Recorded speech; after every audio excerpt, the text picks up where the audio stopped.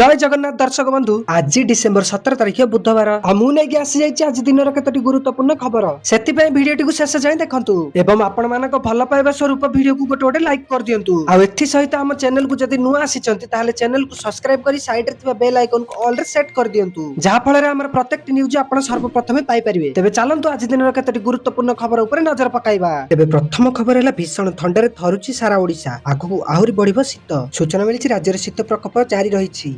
जी उदयगिरी राति पारद सामान्य बढ़ी 3 डिग्री खसुवा पारद 5 डिग्री को उठी एवं भी राज्यर 11 सहर में तापमात्रा 10 डिग्री तले रही। दारिंगबाड़ी और फुलबाणी रात्रि तापमात्रा 6 डिग्री रही बेले कोरापुट रे 6.8 डिग्री, सिमिलगुड़ रे 7.4 डिग्री, चिपिलिमेरा 8.8 डिग्री, नवरंगपुर 9 डिग्री रही। सेहीपरि भवानीपाटना रे 9.2 डिग्री, अनुगुल 9.6 डिग्री और झारसुगुड़ 9.8 डिग्री लेखाएं रात्रि तापमात्रा रेकर्ड कराई। पुरी को छाड़देले अवशिष्ट ओडिशा तापमात्रा 15 डिग्री पाखापाखि रही। दैत्यनगरी रात्रि तापमात्रा सामान्य रही 12.6 डिग्री रात्रि तापमात्रा दैत्यनगरी बासी अस्तव्यस्त होती। अन्यपटे यही थंडारू एबे मुक्ति नहीं बोली कही आंचलिक पाणीपाग विज्ञान केन्द्र तथा सेपटे जदि भुवनेश्वर कथा कहवा तेबे भुवनेश्वर भी शीत जारी रही।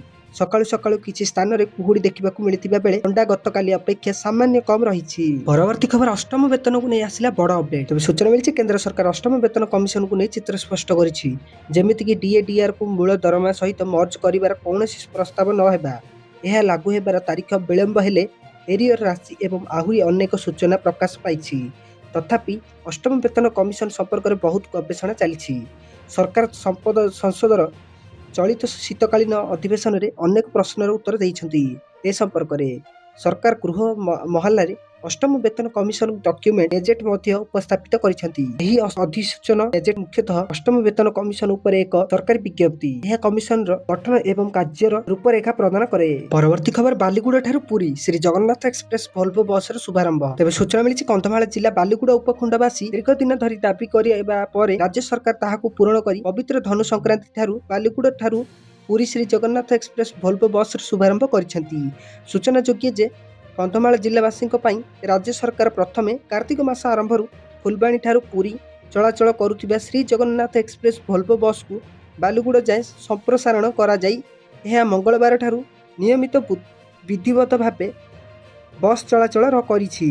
एही बस बालीगुड़ा ठारू रात्रि 9:30 से आगमन करी भाया फुलबाणी 4 छक नयागढ़ दशपल्ला भुवनेश्वर दे श्री जगन्नाथ धाम पुरी रे भोर 5टा समय पहुँचब।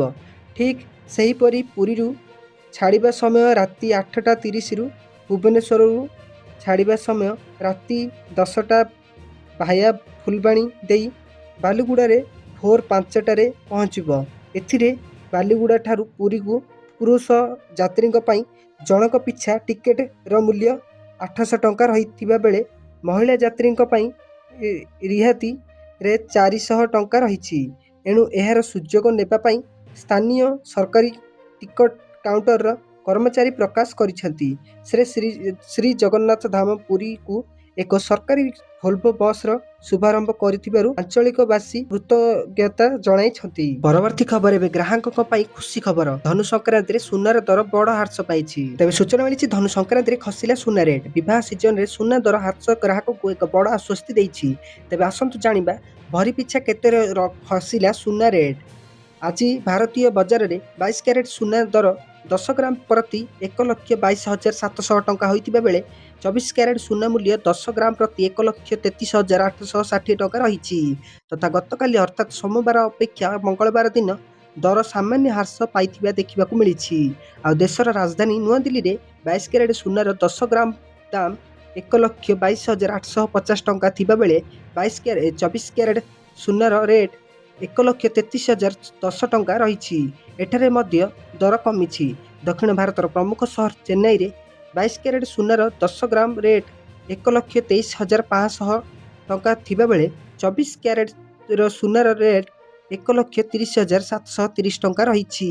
ଏଠାରେ ଦର 22 ଓ 24 କ୍ୟାରେଟ ପିଛା 1600 ଓ 1800 ଟଙ୍କା ହ୍ରାସ ହୋଇଛି। ପରବର୍ତ୍ତୀ ଖବର ଆଇପିଏଲ୍ ନିଲାମ ତାଲିକାରେ 2 ଓଡ଼ିଆ। ତେବେ ସୂଚନା ମିଳିଛି ଆଇପିଏଲ୍ 2026 ନିଲାମ ତାଲିକାରେ ଯୋଡ଼ି ହେଲା ଆଉ 2 ଜଣ ଓଡ଼ିଆ କ୍ରିକେଟରଙ୍କ ନାଁ। 2 ଓଡ଼ିଆ କ୍ରିକେଟରଙ୍କୁ ଆଇପିଏଲ୍ ନିଲାମ ତାଲିକାରେ ଯୋଡ଼ିଲା ବିସିସିଆଇ।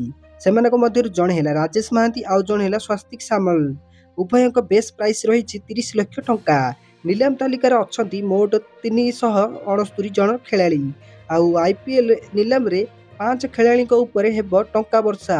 ଅଷ୍ଟ୍ରେଲିଆନ୍ ଅଲରାଉଣ୍ଡର କ୍ୟାମେରନ୍ ଗ୍ରୀନଙ୍କ ଉପରେ ସବୁଠାରୁ ଅଧିକ ଟଙ୍କା ଲାଗିପାରେ। ତାଙ୍କର ବେସ୍ ପ୍ରାଇସ୍ 2 କୋଟି ଟଙ୍କା ରହିଛି। ସେହିପରି ଭାରତୀୟ ଅଲରାଉଣ୍ଡର ଭେଙ୍କଟେଶ ଆୟଙ୍କ ବେସ୍ ପ୍ରାଇସ୍ ମଧ୍ୟ 2 କୋଟି ଟଙ୍କା ରହିଛି। ଭାରତୀୟ ସ୍ପିନର ରବି ବିଶ୍ନୋଇଙ୍କ ବେସ୍ ପ୍ରାଇସ୍ ମଧ୍ୟ 2 କୋଟି ଟଙ୍କା ରହିଛି। ଜୁନିୟର ବୋଲର ଭାବେ ପରିଚିତ ମଥୀସା ପଥିରାନା ଚେନ୍ନାଇରୁ ରିଲିଜ୍ ହୋଇଛନ୍ତି। ଦକ୍ଷିଣ ଆଫ୍ରିକା ଖେଳାଳି ଡେଭିଡ୍ ମିଲର, ଲିଆମ ଲିଭିଙ୍ଗଷ୍ଟୋନ୍ ଏବଂ ଷ୍ଟିଭ୍ ସ୍ମିଥଙ୍କ ଉପରେ ମଧ୍ୟ ନଜର ରହିବ। ଅନ୍ୟପକ୍ଷରେ ମୁମ୍ବାଇ ଇଣ୍ଡିଆନ୍ସ ପାଖରେ ସବୁଠାରୁ କମ୍ ମାତ୍ର 2 କୋଟି 75 ଲକ୍ଷ ଟଙ୍କା ରହିଛି। ଚେନ୍ନାଇ ନିକଟରେ 74 କୋଟି 40 ଲକ୍ଷ ଟଙ୍କା ଅଛି। 10ଟି ଦଳ ପାଇଁ ମୋଟ 77ଟି ସ୍ଥାନ ଖାଲି ଅଛି। କିନ୍ତୁ ନିଲାମୀ ତାଲିକାରେ 359 ଜଣ ଖେଳାଳିଙ୍କ ନାମ ରହିଛି। ତେଣୁ ପ୍ରତିଯୋଗିତା ଜୋରଦାର ହେବ।